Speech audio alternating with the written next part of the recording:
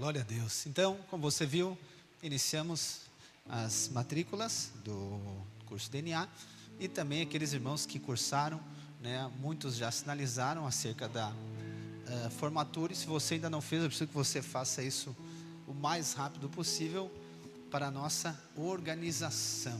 Amém, irmãos? Amém? Aleluia! Estamos diante de uma nova estação. Amém, irmãos?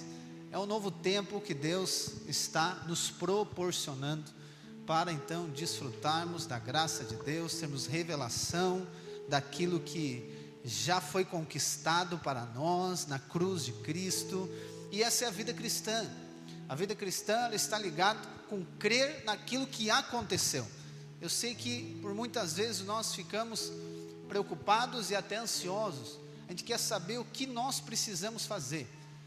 Essa é sempre a primeira pergunta. Diante de um novo tempo, o que eu preciso fazer? Qual que é a minha atitude? Qual que são, né, as resoluções que eu preciso tomar? Tudo isso sim tem o seu lugar, tudo isso sim vai ter o seu momento. Mas antes de você saber o que fazer, você tem que saber aquilo que foi feito por você. E essa nova estação, ela está ligada com um outro nível de revelação do amor de Deus e da graça de Deus acerca da sua vida. Você sabe que o Evangelho, ele não é complicado. O Evangelho, ele é muito simples. O que Cristo fez, ele é muito simples, só que ele é muito profundo. Então, não é acerca de um conhecimento, não é simplesmente um entendimento, mas é uma revelação, irmãos. Então não é sobre nós estudarmos simplesmente um fato histórico, ou nós estudarmos aquilo que a igreja, os apóstolos fizeram, não, mas é sobre nós termos a revelação, a ponto dessa revelação transformar a nossa vida. E o meu coração está muito esperançoso e a expectativa muito grande, porque eu creio que esse ano será o melhor ano de todos, irmãos. Eu sei que você talvez esteja preocupado, é porque você está assistindo muita televisão. Você precisa assistir menos televisão, você precisa assistir mais o que Cristo falou de mim e de você. Porque quando você ouve, você sabe que a sua fé é resultado daquilo que você ouve. Se você ouve más notícias, o resultado vai ser incredulidade. Mas se você ouve boas notícias, o resultado vai ser fé. Romanos capítulo 10, versículo 17 diz o quê? Diz que a fé, ela vem pelo ouvir. E o ouvir a mensagem, a revelação de Cristo. Então a nova estação é um novo tempo, é um tempo de novos frutos, é um tempo de nós acessarmos esse outro nível. E eu tenho algo para falar para você nessa noite, que vai transformar a sua vida. Só que não é algo diferente, você já ouviu isso inúmeras vezes, mas eu creio que hoje o Espírito Santo vai nos trazer uma revelação. Amém, irmãos? Abra sua Bíblia lá em 2 Coríntios capítulo 5, vamos começar por aqui.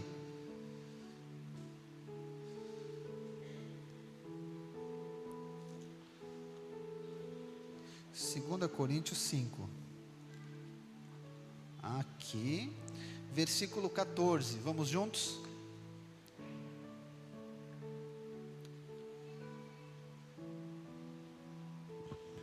Amém? Diz assim: pois o amor de Cristo nos domina, porque reconhecemos isto, um morreu por todos, logo todos morreram, e ele morreu por todos, para que os que vivem, não vivam mais para si mesmos, mas para aquele que por eles morreu e ressuscitou. Assim que nós, daqui por diante, a ninguém conhecemos segundo a carne. E se antes conhecemos Cristo segundo a carne, já agora não o conhecemos deste modo. E assim, se alguém está em Cristo, é nova criatura. As coisas antigas já passaram, e eis que se fizeram novas. Aleluia, irmãos. Isso é evangelho.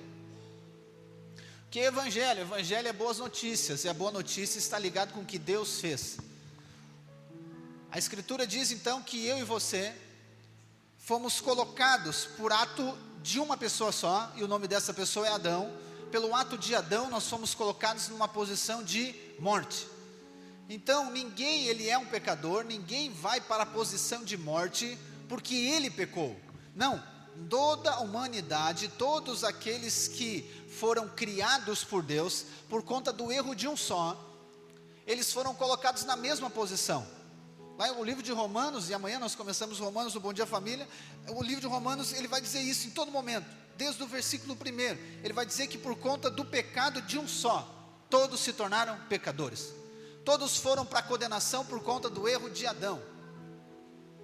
Mas aqui o texto diz então que todos então morreram, mas por conta da morte de um só. E você sabe que a sentença do pecado de Adão era a morte. Só que eu e você não morremos literalmente. Não, alguém morreu no nosso lugar. Então por conta de o pecado de um só, nós fomos colocados numa posição.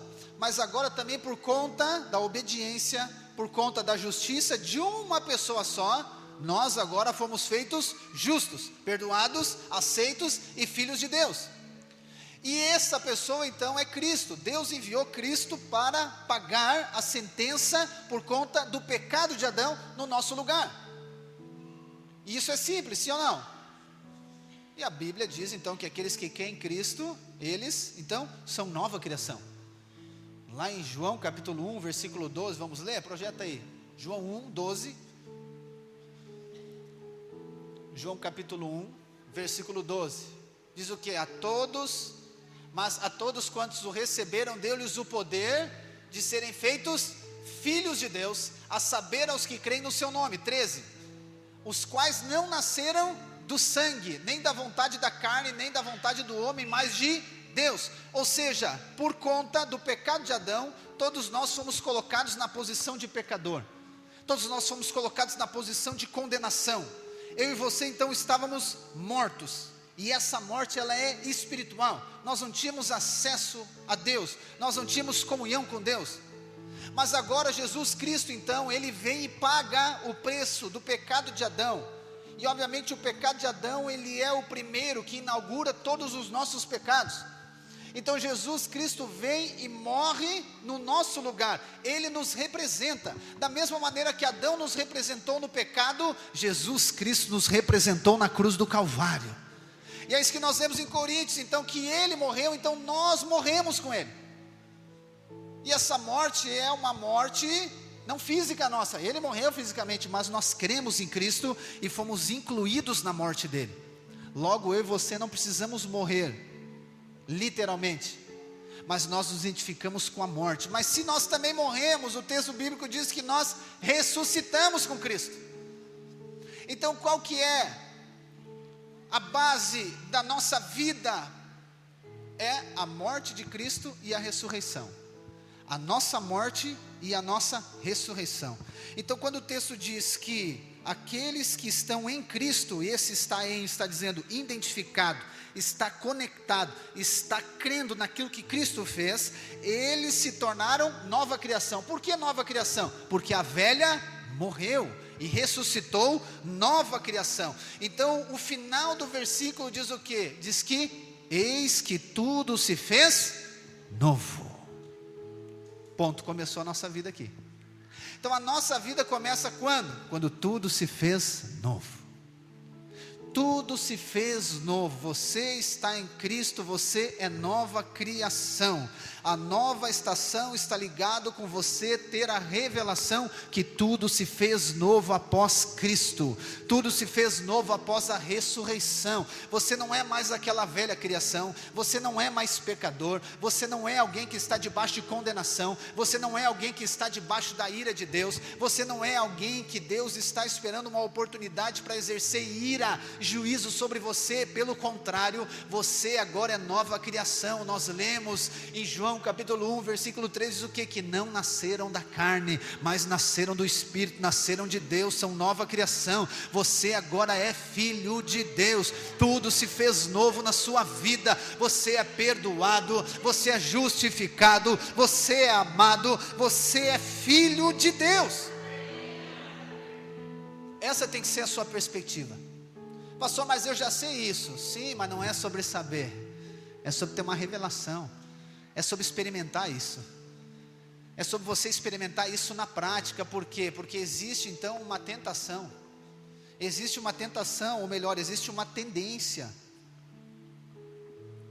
natural em nós. E eu vou mostrar para você já aqui na palavra de Deus, que sempre foi a estratégia maligna, mas que esse ano, essa nova estação, você não fique procurando buscar ser aquilo que Deus já tornou você, porque é isso que cansa as pessoas, é isso que cansa ela no aspecto não físico, mas no aspecto emocional.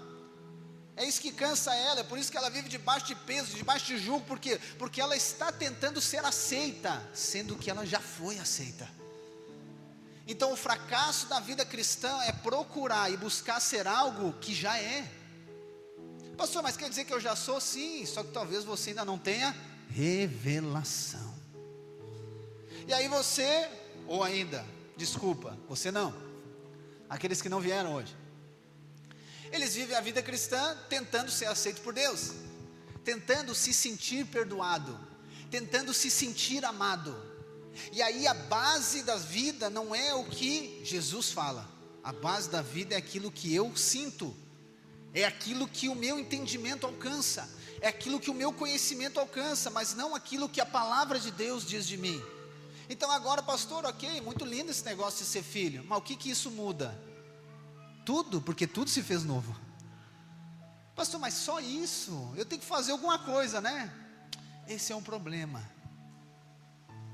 Esse é o problema. Eu e você temos a tendência de complicar aquilo que é simples. Só que é muito profundo. É muito profundo. E aí por vezes você então procura ter algum tipo de zelo religioso. Você procura ter algum tipo de zelo na sua conduta para tentar alcançar aquilo que você já é. Preste atenção, a nova estação na sua vida precisa, é uma necessidade para você, ela precisa iniciar a partir da obra perfeita e consumada de Cristo. Tudo já está pronto, tudo já está consumado. Você foi feito nova criação, você foi feito nova criatura, você foi feito novo, as coisas velhas já passaram, tudo se fez novo na sua vida. Vamos lá em Efésios, eu gosto muito, Efésios 2, vamos ler alguns versículos de Efésios 2.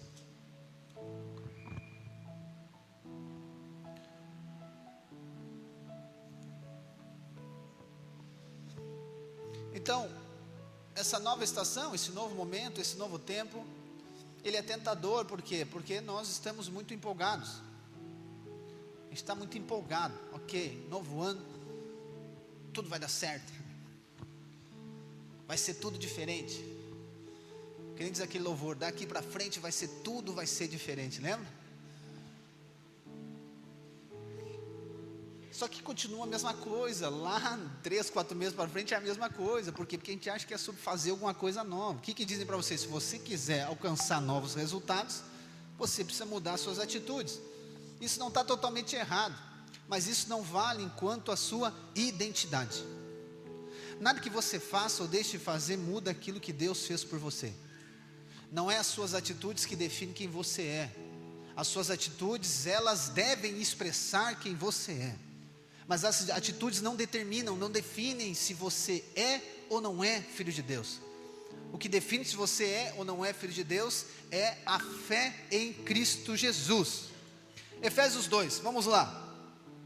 Versículo 1, diz assim: Ele lhes deu vida, quando vocês estavam mortos em suas transgressões e pecados, nos quais vocês andaram no outro tempo, segundo o curso deste mundo, segundo o príncipe da potestade do ar, do espírito que agora atua nos filhos da desobediência. Entre eles também nós todos andamos no passado, segundo as inclinações da nossa carne, fazendo a vontade da carne e dos pensamentos, e éramos por natureza filhos da ira, como também os demais. Mas Deus, sendo rico em misericórdia, por causa do grande amor com que nos amou, e estando nós mortos em nossas transgressões, Ele nos deu vida juntamente com Cristo. Pela graça vocês são salvos, e juntamente com Ele nos ressuscitou, e com Ele nos fez assentar nas regiões celestiais em Cristo Jesus.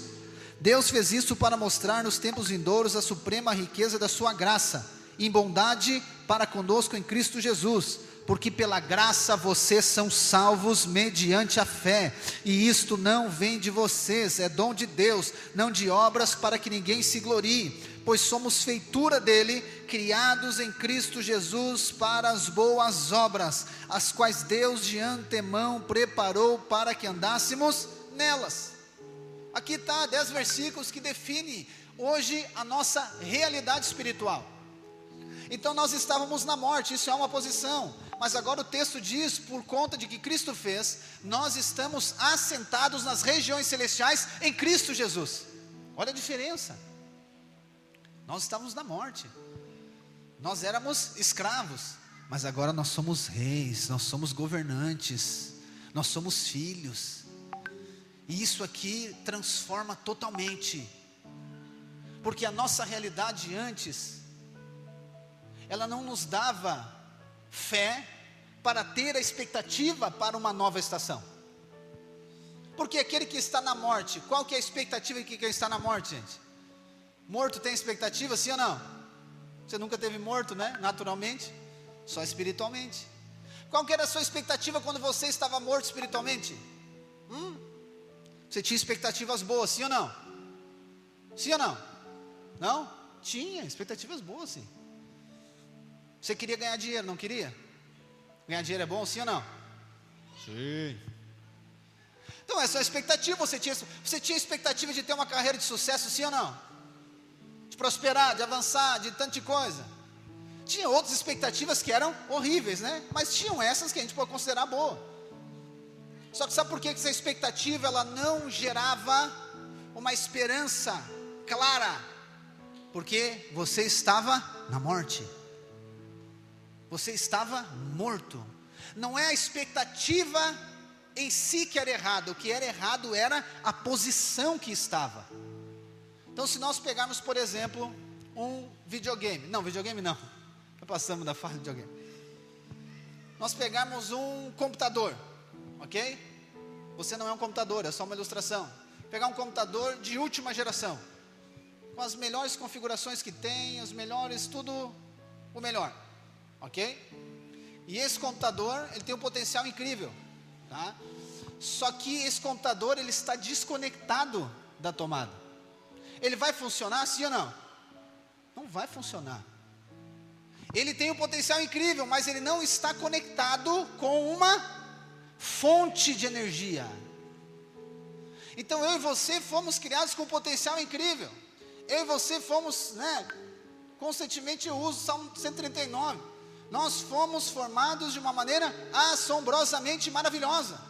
Só que por conta de nós estarmos na morte, esse potencial todo não cumpre com o propósito. Ou seja, essa expectativa toda, ela não gera fruto, ela não tem resultado. Por quê? Porque está desconectado do Criador, está desconectado da sua fonte. Agora, quando o texto diz que nós estávamos na morte, mas Deus, por ser rico em misericórdia, nos deu vida juntamente com Cristo, aí sim, todo o potencial, todo o sonho que está dentro de você, ele começa a fazer sentido, porque você está conectado com Deus agora, a vida dentro de você. Então a sua expectativa não está mais baseada em você mesmo, a sua expectativa não está baseada na economia, a sua expectativa não está baseada nas pessoas. Você não depende mais da resposta das pessoas, da aprovação das pessoas. Eu não estou dizendo que você tem que ser inimigo das pessoas, não. Mas agora a sua dependência, a sua expectativa, ela não depende daquilo que é natural, não depende daquilo que é exterior. A sua expectativa agora, ela é fruto daquilo que Deus fez por mim e por você em Cristo Jesus. Daí faz sentido eu crer numa nova estação. Aí faz sentido eu crer no novo tempo de Deus. Por quê? Você foi feito novo agora. Você foi feito novo, você é uma nova criação. Não que você não existia, mas agora você foi ativado. Seu potencial todo foi ativado. Por quê? Por causa da vida de Deus que está em Cristo Jesus. E se você creu em Cristo Jesus, essa vida está dentro de você. Pastor, mas eu creio em Cristo faz 455 anos, fui batizado no Espírito Santo e não estou com essa expectativa toda. Por quê? Porque eu falei para você que há uma tendência, e essa tendência se torna uma tentação. E eu quero ler com você lá em 2 Coríntios, voltamos lá, capítulo 11, versículo 3, 2 Coríntios 11, 3, há uma tendência, que está aqui. Paulo diz: temo que assim como a serpente com a sua astúcia enganou Eva, assim também a mente de vocês seja corrompida e se afaste da simplicidade e pureza devidas a Cristo.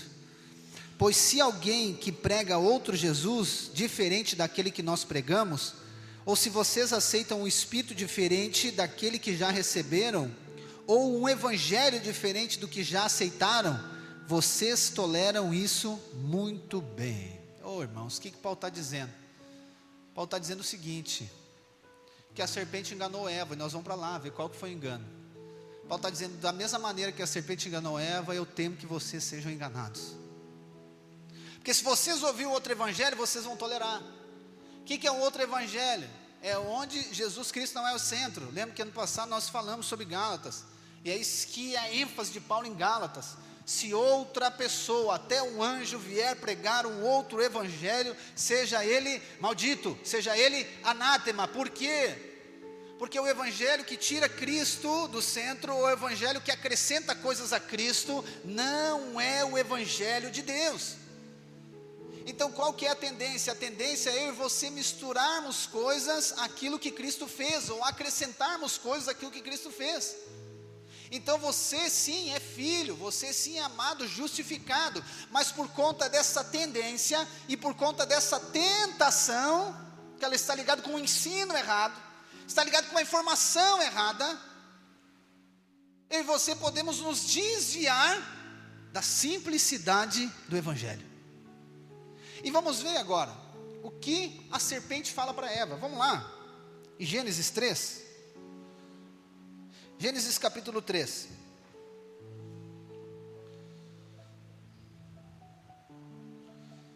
Gênesis 3, vou abrir aqui também. Versículo 1. Paulo usa a serpente. Ou melhor, ele usa o exemplo que acontece lá no Éden. Versículo 1. Mas a serpente mais astuta que todos os animais selvagens que o Senhor Deus tinha feito, disse à mulher: é verdade que Deus disse, não comam do fruto de nenhuma árvore do jardim? A mulher respondeu à serpente: do fruto das árvores do jardim podemos comer, mas do fruto da árvore que está no meio do jardim, Deus disse, vocês não devem comer dele, nem tocar nele, para que não venham a morrer. Então a serpente disse à mulher: é certo que vocês não morrerão, porque Deus sabe, preste atenção, porque Deus sabe que no dia em que dele comerem, os olhos de vocês se abrirão, e como Deus, vocês serão conhecedores do bem e do mal. Satanás coloca aqui como o ápice da humanidade ser conhecedor do bem e do mal. Ou seja, é o objetivo de toda a humanidade, que até então existia Adão e Eva. O objetivo é ser conhecedor do bem e do mal. Só que Satanás diz: o que Deus falou para você não é porque vocês vão morrer. Não é isso. Não é isso, Eva, não cai nessa história. É porque Deus não quer que vocês comam do fruto, porque se vocês comerem do fruto, vocês serão como Deus é. E se vocês vão ser como Deus é, vocês são conhecedores do bem e do mal. Só que a mesma Bíblia que nos mostra em Gênesis 3 isso, é aquela que nos mostra para nós em Gênesis capítulo 1, 26, que Deus disse para Ele mesmo: façamos o homem a nossa imagem e semelhança. Então qual que é a astúcia? Qual que é a tentação? Qual que é a mentira que Eva conta, que a serpente conta para Eva? Se comer do fruto vai ser como Deus. Só que a Bíblia diz que Eva e Adão foram feitos à imagem e semelhança de Deus. Satanás está dizendo: ó, se você comer vai ser como Deus. Só que ela já era como Deus. Então Paulo diz para mim e para você: eu temo que da mesma maneira que a serpente enganou Eva, ela engane vocês, tirando a simplicidade. E Deus trouxe você aqui nessa noite para dizer que você é nova criação, que você é filho de Deus. Sempre vai existir uma voz astuta, cuidado que ela é da serpente, dizendo para você que você tem que fazer coisas para se tornar aquilo que você já é. Para você tem que comportar bem, para Deus abençoar você. Você tem que ser alguém muito religioso para ser abençoado por Deus. Que você tem que fazer tudo certo para você prosperar. Você tem que fazer tudo certo para Deus perdoar você. Você tem que dar uma oferta muito alta para ser considerado filho de Deus. Você tem que se esforçar, você tem que orar muito, você tem que jejuar muito, porque os seus esforços são insuficientes, então você precisa melhorar muito. Ou melhor, você tem que trabalhar, você tem que viver trabalhando, 20 horas por dia trabalhando. Você não pode ter uma vida com Deus, você tem que ser governado pelas coisas. Se você quer algo de Deus na sua vida, você tem que se consagrar àquilo que Deus deu para você. Só que a verdade bíblica diz que você já é filho de Deus, e se você é filho, Gálatas diz que você também é herdeiro de Deus. Então eu não preciso conquistar aquilo que eu já sou, mas a mentira da serpente sempre é para conduzir você, para você conquistar aquilo que você já é. Jesus fala disso também. Vamos lá em Mateus capítulo 6. Mateus 6.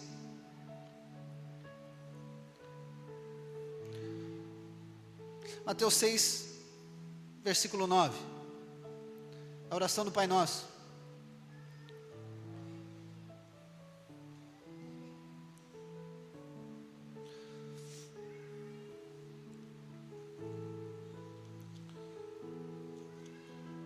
Aleluia.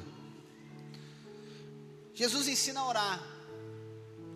E a oração, você sabe que ela está ligada com, sim, o nosso relacionamento com Deus.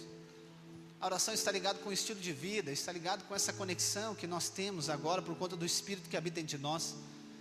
A oração não é uma maneira religiosa de nós nos apresentarmos diante de Deus, não, ela está ligada com essa conexão, essa comunicação. E aqui no momento da oração, no versículo 13, Jesus fala algo que eu creio que está ligado com isso que eu estou falando para você. Jesus disse: e não nos deixe cair em tentação, mas livra-nos do mal, pois teu é o reino, o poder e a glória para sempre, amém. Mas ele diz: e não nos deixe cair em tentação, mas livra-nos do mal. E todos nós pensamos que essa tentação está ligada com o pecado. Claro que essa oração aqui, eu não tenho tempo para explicar para você hoje, mas essa oração aqui, ela está no momento de transição, de antiga e nova aliança. Mas todos nós pensávamos que Jesus está falando sobre tentação, está falando sobre questão de pecado. Jesus me livra da tentação do pecado. Mas vamos lá, Deus livrou Adão e Eva da tentação do pecado, sim ou não? Sim ou não? Não. A árvore estava lá, Deus diz: não peca. Ou quando Adão e Eva se aproximavam da árvore, né? Tinha uma buzina, um apito que dizia: não se aproxime. Ou Deus gritava do céu: não toque. Não, Deus disse: não come que vai morrer, ponto. Ponto. Então nos livre da tentação. Não é que Deus vai ficar o dia todo soprando no seu ouvido: não xinga o seu marido, Não fala mal do vizinho. Deus não vai ficar mandando mensagem no WhatsApp para você. Versículo bíblico, aqui ó, nossa, foi na hora, quase que eu falei umas verdades para o meu colega de trabalho. Não é isso, irmãos. Por quê? Porque não é isso. Seguramente eu posso dizer, porque o pecado foi resolvido na cruz do Calvário. Porque se você acredita que esse não cair em tentação está ligado com o pecado, quando você pecar, você vai dizer, meu Deus, eu estou orando pouco, pedindo para me livrar da tentação. Na verdade nem é livrar da tentação, é cair em tentação, né? Irmãos, vamos lá, sinceridade, está meio escuro aí mesmo. Não precisa olhar para o lado.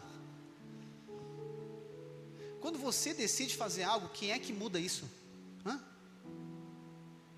Ninguém muda. Quando você decide, vou colocar o pé na jaca, vou comer o pudim inteiro, quem é que tira isso da cabeça? Você acorda às 3 da manhã, assalta a geladeira e dá de mão naquele pudim. Porque você decidiu comer, você decidiu, tão forte é a decisão, não é assim? Ou você vai indo em direção à geladeira, pudim da Carol ainda, você vai indo em direção à geladeira e dizendo, Senhor, não me deixe cair em tentação. E aí chega na frente da porta da geladeira, vira a volta, Senhor, obrigado, não me deixou cair. Mas eu vou pegar uma água, e a água está do lado do pudim. Senhor, não me deixe cair, não me deixe cair, não me deixe cair, não me deixe cair. Pegou o pudim, Senhor, o Senhor me deixou cair, Senhor. Como o Senhor é falho. Faz sentido isso aqui ser para pecado? Eu acredito que não faz. Eu acredito que essa tentação está ligada com a tentação que Paulo fala, que aconteceu com Eva, mas que Jesus passou. Vamos ver? Mateus capítulo 4, volta um pouquinho. A tentação que Jesus passou. Mateus capítulo 4. Diz assim: a seguir Jesus foi levado pelo Espírito ao deserto, para ser tentado pelo diabo. E depois de jejuar 40 dias e 40 noites, ele teve fome. Aleluia. Então o tentador, aproximando-se, disse a Jesus: se você é filho de Deus, mande que essas pedras se transformem em pudim. Estamos falando de pudim, vamos falar de pudim. Amanhã é academia, hein? Pode comer o pudim, mas amanhã é academia. Jesus, porém, respondeu: está escrito, o ser humano não viverá só de pão, mas de toda a palavra que procede da boca de Deus. Então o diabo levou Jesus à cidade santa, colocou sobre o pináculo do templo e disse, mais uma vez: se você é o Filho de Deus, jogue-se daqui, porque está escrito, aos seus anjos ele dará ordens ao seu respeito, e eles o sustentarão nas suas mãos, para que você não tropece em alguma pedra. Jesus respondeu: também está escrito, não ponha à prova o Senhor seu Deus. O diabo ainda levou Jesus a um monte muito alto, mostrou-lhe todos os reinos do mundo e a glória deles e disse: tudo isso lhe darei, se prostrado você me adorar. Então Jesus lhe ordenou: vá embora, Satanás, porque está escrito, adore o Senhor seu Deus e preste culto somente a Ele. Com isto o diabo deixou Jesus, e eis que vieram anjos e o serviram. Então qual que é a tentação, irmãos, que eu creio que Jesus está falando? Não nos deixe cair em tentação. A tentação de Satanás para Jesus é o quê? Se tu és filho de Deus, se tu és realmente filho de Deus, então, tudo isso que tu acha que tu é, transforma a pedra em pão, e mata a fome que tu está. Jesus disse: não só de pão viverá o homem. Então tá, então sobe aqui para cima. Se tu realmente é o filho de Deus, te joga aqui para baixo. Então eu creio que a tentação da serpente, a tentação de Satanás, está ligado em colocar dúvida sobre a nossa identidade em Cristo Jesus. Então ele vai chegar para você e vai dizer: não, se você é filho de Deus, como é que você está enfermo? Se você é filho de Deus, por que seu casamento está em crise? Se você é filho de Deus, por que você está passando necessidade financeira? Se você é filho de Deus, por que seu marido não se converte, sua esposa, seu vizinho, sua sogra? Por que seu negócio não prospera? Se você realmente é filho de Deus, por que você vive nessas crises de ansiedade? Se você é realmente filho de Deus, por que você vive depressivo? Se você é filho de Deus, por que você assalta a geladeira de madrugada para comer pudim? E aí você vai, é verdade.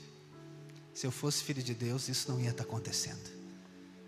Se realmente eu fosse crente, eu não ia estar passando por esse momento, eu ia estar passando por crise, eu não ia passando por dificuldade. Preste atenção em mim, o fato de nós sermos filhos. Você é filho de Deus, amém? Você crê em Cristo, você é filho. Se você não creu em Cristo ainda, hoje é a sua noite. Porque aqueles que creram, receberam, foi-lhes dado o direito, a autoridade de serem feitos filhos de Deus.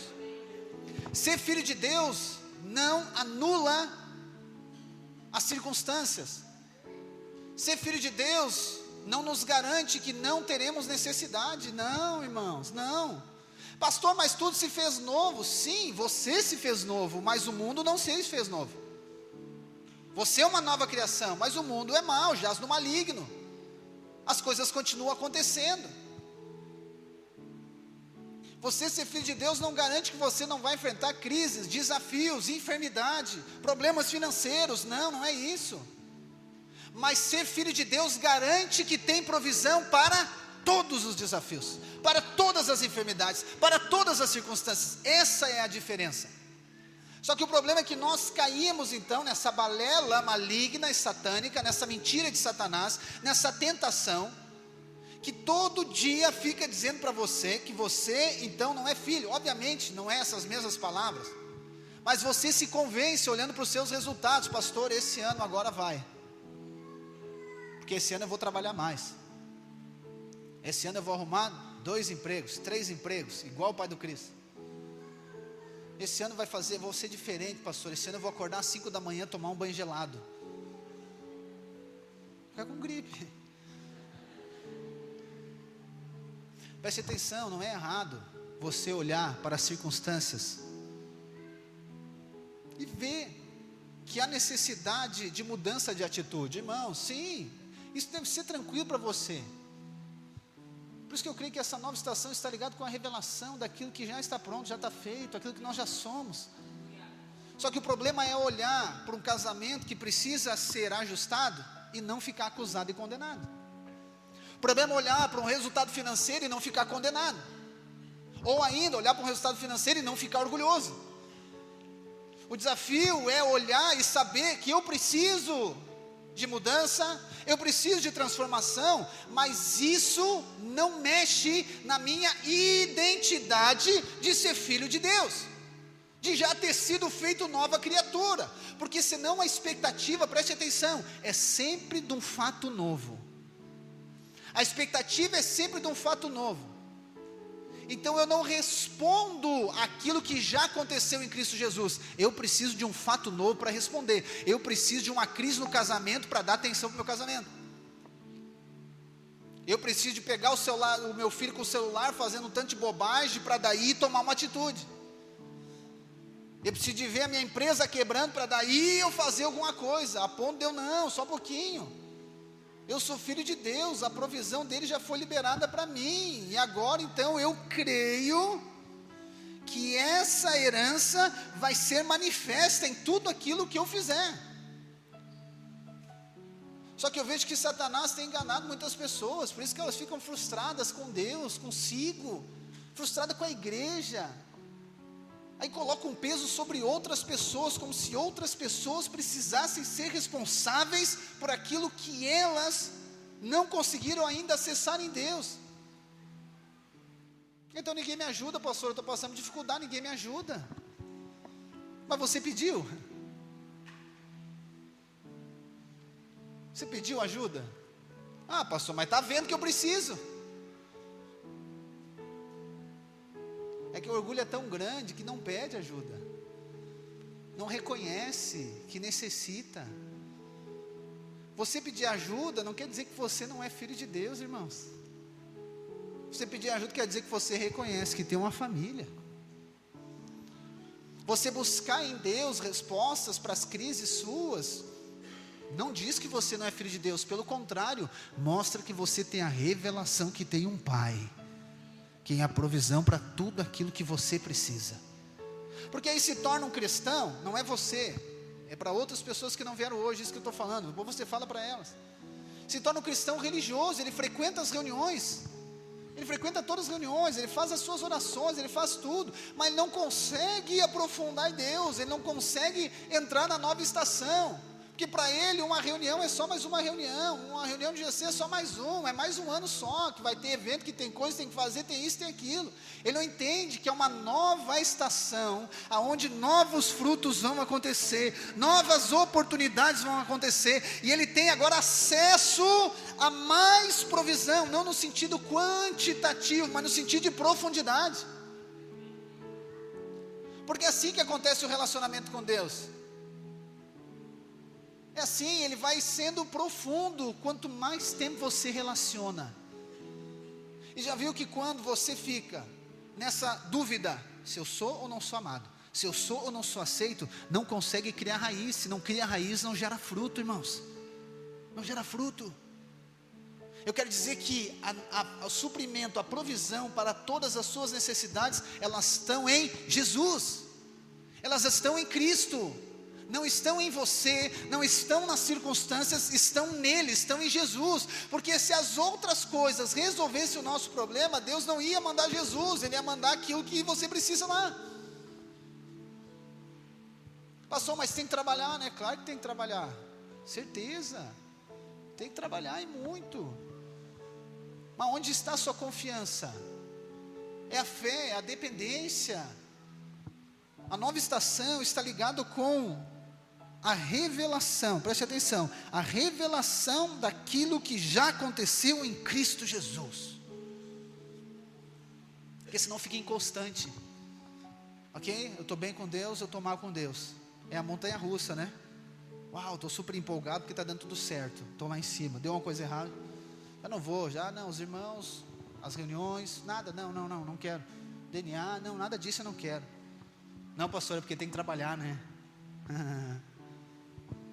Não, pastor, é que daí tem que, né, tem que fazer tal coisa, não, mas não é isso, é alguma coisa no relacionamento com Deus, é alguma coisa nessa perspectiva ainda que não está alinhada dentro de você, que o Espírito Santo traga a revelação para você nessa noite, que nada de que você faça vai fazer que Deus ame você mais, e nada que você deixe de fazer vai fazer com que Deus ame você menos. Ele ama você de maneira incondicional, Ele ama você por conta de Cristo Jesus.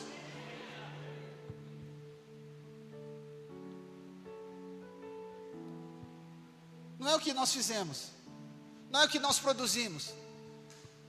Eu sei que seria muito bom e muito fácil chegar aqui e dizer para você 10 resoluções para você enriquecer em 2025. Primeiro, faça isso. Segundo, faça aquilo. Ok, seria muito bom. Tem mais de 10 mandamentos. Mas é você saber que você é amado, irmãos. Você saber que foi feito nova criação. Eu sei que existem vozes que atormentam você na sua mente, as vozes lá de trás, as vozes lá do passado, lembrando para você, eu lembro o que você fez no verão passado, e você acha que está vivendo hoje é uma espécie de Deus pesando a mão para aquilo que você fez de errado atrás. Só que se você pensa assim, você está ignorando a verdade do Evangelho, que diz que as coisas velhas já passaram e tudo se fez novo. Ah, pastor, mas o senhor não sabe o que eu fiz. Verdade, nem quero saber. Eu quero saber o que Ele fez por você. Ele entregou a vida por você. Não importa o que você fez ou deixou de fazer. O que define a nova estação é quando você tem a revelação daquilo que Ele fez por você. O Pai entregou o Filho por você, o Filho entregou a vida por você, os seus pecados foram todos perdoados, você é totalmente, plenamente aceito de Deus, você é justificado pela fé em Cristo Jesus, você é amado incondicionalmente por Deus, você foi feito mais do que vencedor em Cristo Jesus. Então essa é a novidade de vida. Pastor, mas eu já sabia. Sim, mas chegou o tempo da revelação disso, chegou o tempo de você ser aprofundado por Deus nisso. Vamos lá em Romanos 8, para finalizar. Romanos capítulo 8.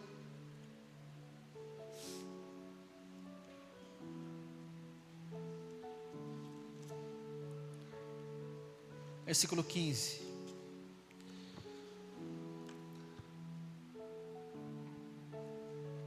Eu sei que essas vozes, elas confundem você.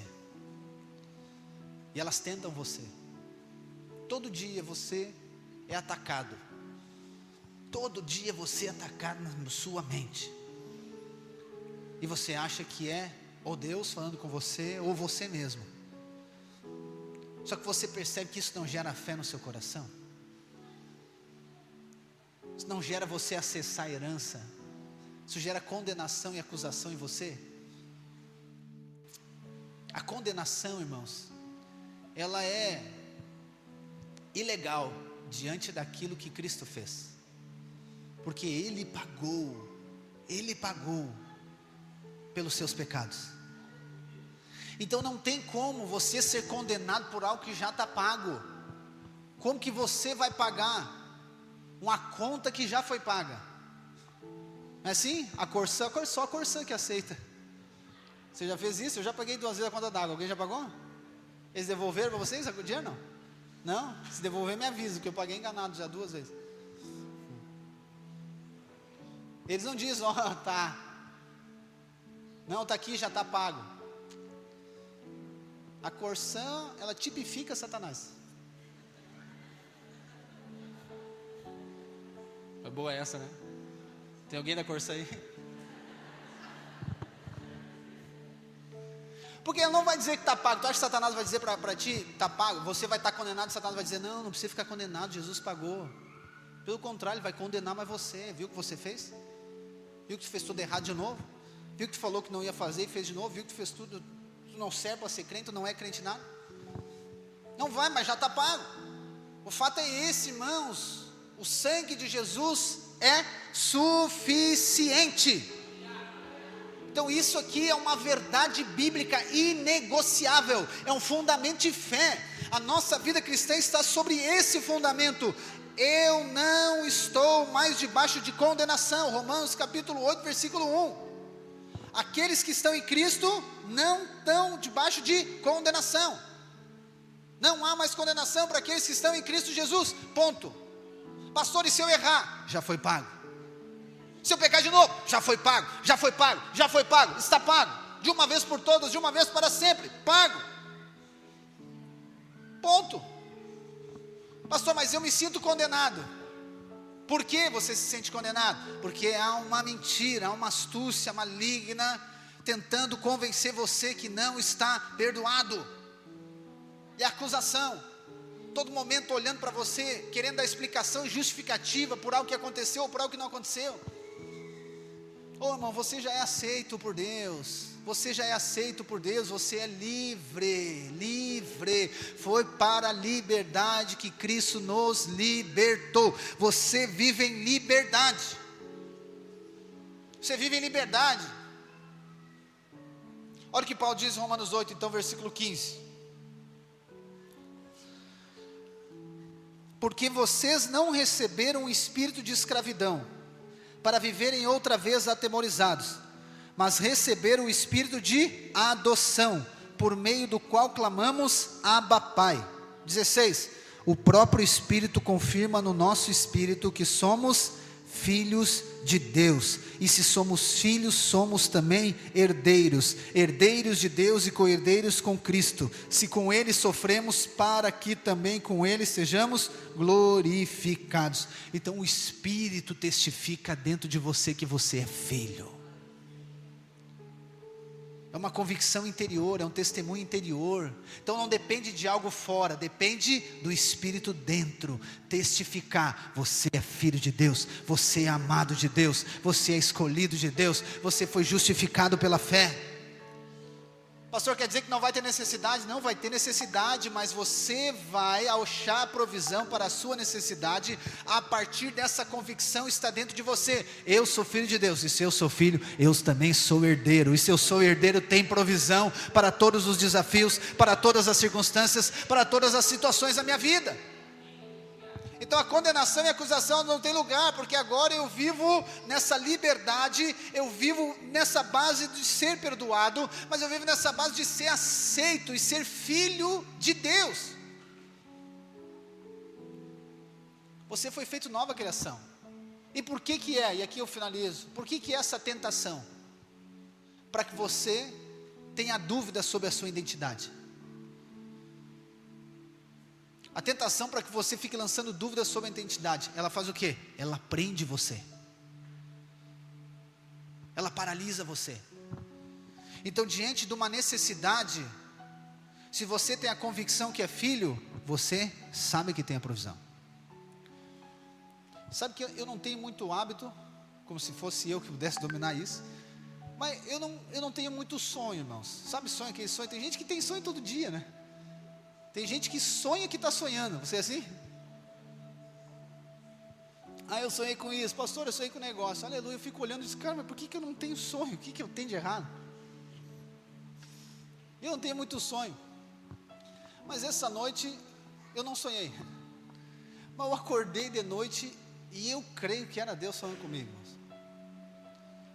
E Deus me deu uma palavra. Que é o Salmos capítulo 2, versículo 8. Que diz assim: pede-me e eu te darei as nações por herança. E eu levantei, não foi para comer o pudim, fica tranquilo.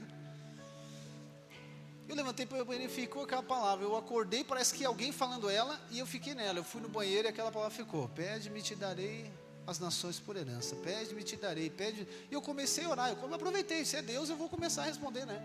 E comecei a pedir coisa para Deus. E hoje de manhã eu acordei, e eu fiquei tentando lembrar se era um sonho, uma visão, se foi um anjo que estava lá em casa, o que era.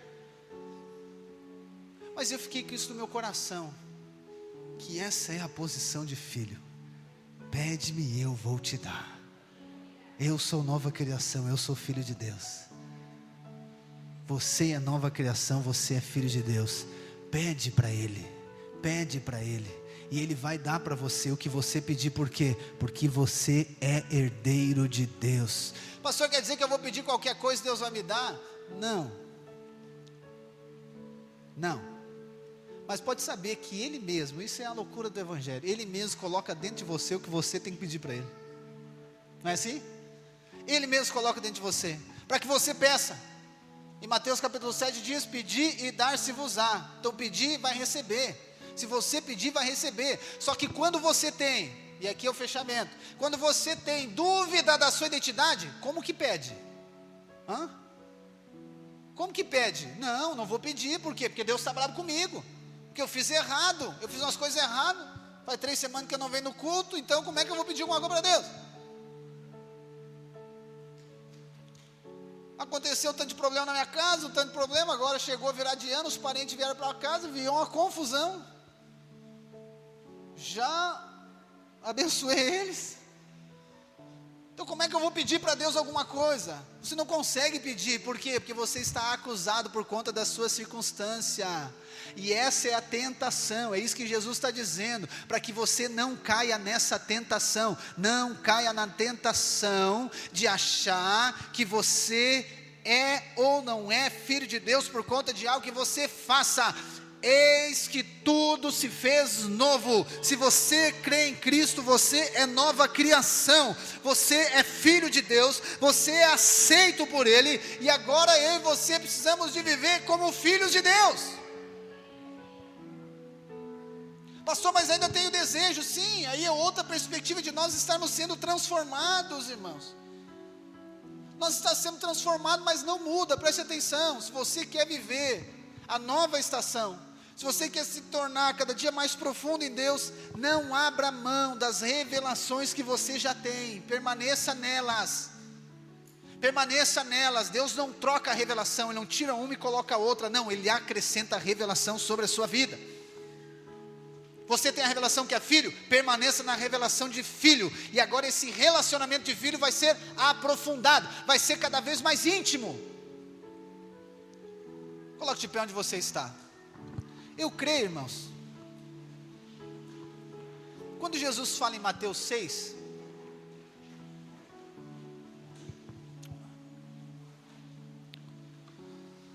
Quando Jesus fala em Mateus 6, na maneira de orar, isso é fantástico. Ele está dizendo, quando for orar, não seja igual os hipócritas, né? De ficar orando para tentar mostrar algo. Não quer dizer que você não possa orar na frente de pessoas, não é isso. Não use de vãs repetições, porque não é pelo tanto falar que você vai receber. Não quer dizer que você não pode repetir a mesma oração. Aqui que eu entendo, Jesus está dizendo que você não precisa fazer algo. Você não precisa fazer algo para conquistar o relacionamento que foi nos dado. Os nossos relacionamentos, sem a revelação de Cristo, eles são com base no quê? No interesse. Não é assim? Então, por exemplo, se você trabalha numa loja, como é que é as pessoas que trabalham na loja? Não os que estão aqui, os que não vieram. Ai, como é que você está? Tudo bem? Tu acha que ela quer saber mesmo como é que ela está? Hã? Mas aí vocês estou passando por uma crise no meu casamento. Ela não quer saber como é que ela está. Sim ou não? Ela não quer. Mas eu quero introduzir, ela não quer saber de você, ela quer vender para você, aleluia. E ela está ali para vender, se você for lá para comprar, ninguém vai resolver o problema numa loja também, né? Mas, ou seja, os relacionamentos sem ter a revelação de Cristo, eles são por interesse. Eu vou relacionar com a pessoa porque ela pode me dar alguma coisa, eu vou vender alguma coisa para ela, ou ela pode me dar alguma coisa. Essa é a base dos relacionamentos. Só que aí nós achamos que o relacionamento com Deus é assim também. Eu vou relacionar com Deus porque Ele pode me dar alguma coisa. Ou vou relacionar com Deus porque eu quero dar alguma coisa para Ele. Não, irmãos, esqueça. E aí nós nos acostumamos com esses relacionamentos intencionais. Esquecemos que o relacionamento com Deus não é intencional. Ou intencional como nós lemos em Efésios 2. Para a glória dEle, para liberar o amor dEle, a graça dEle sobre nós. Então quando Jesus diz que nós temos que entrar para o quarto para orar, irmãos,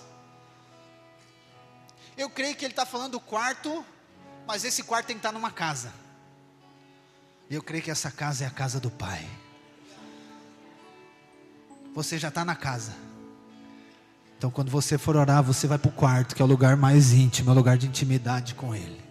Eu estou na casa do Pai, mas eu vou entrar para o quarto. Lá eu e Ele, no secreto. Eu e Ele, lá no secreto, Ele vai me recompensar. O que é recompensar? Não é pagar você pelo tempo de oração. Recompensar é o que, irmãos? É entregar a sua herança.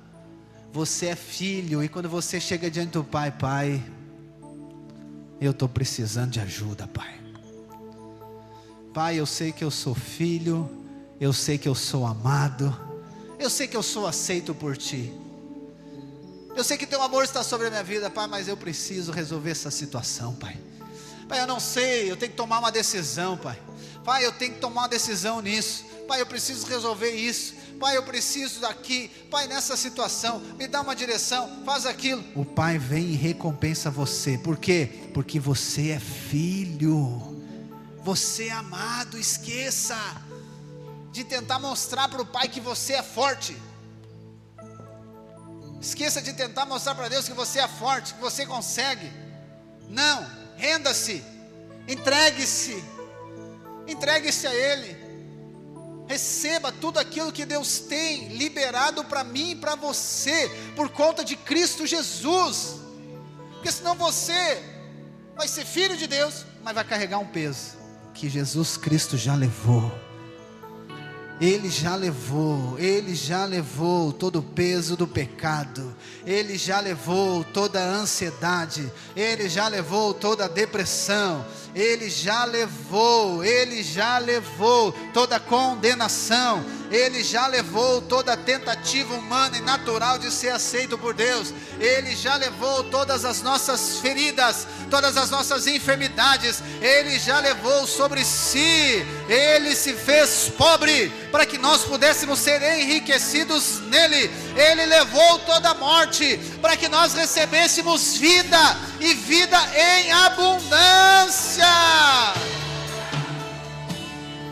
Ele revestiu você da glória de Deus, Ele nos vestiu da justiça de Deus. Oh, irmãos, essa tem que ser a perspectiva sua dessa nova temporada, dessa nova estação. Com a convicção que você é filho, a convicção que você é amado, a convicção que você é justificado, e não é as circunstâncias que vão mudar isso, mas é o Espírito que testifica que nós somos filhos de Deus.